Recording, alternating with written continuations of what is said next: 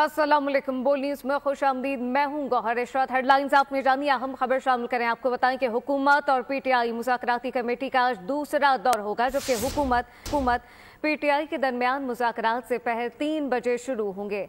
वज़ीर-ए-आला अली अमीन गंडापुर भी मुज़ाकरात में शिरकत करेंगे। पीटीआई की जानिब से चार्टर ऑफ डिमांड पेश किया जाएगा, जबकि इस मुतालिक तफसीलात क्या है डिप्टी ब्यूरो चीफ अली शेर से जानते हैं।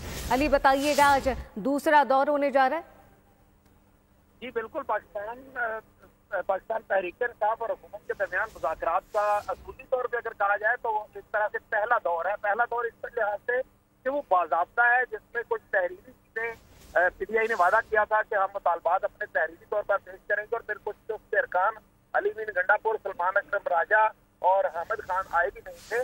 तो इस वजह से आज के मुज़ाकरात का दौर जो है उसको भरपूर दौर कहा जा सकता है, और उससे पाकिस्तान तहरीक इंसाफ 9 मई और 26 जो नवंबर है उसकी तहकीकात और उसके साथ ही साथ जो है कारकुनों की सियासी कारकुनान की रिहाई का मुतालबा करेगी। ये पहले मुज़ाकरात 11 बजे होना थे, लेकिन अब उनका टाइम जो है वो 3 बजे कर दिया गया है। स्पीकर एजाज सादिक मुज़ाकरात की मेजबानी कर रहे हैं। हुकूमत और पीटीआई मुज़ाकराती कमेटी का आज दूसरा दौर होगा। हुकूमत पीटीआई के दरमियान मुज़ाकरात से पहले 3 बजे होंगे। अली शेर अपडेट कर रहे थे, आपका शुक्रिया। सब्सक्राइब करें और बेल दबाएं ताकि कोई खबर रह न जाए।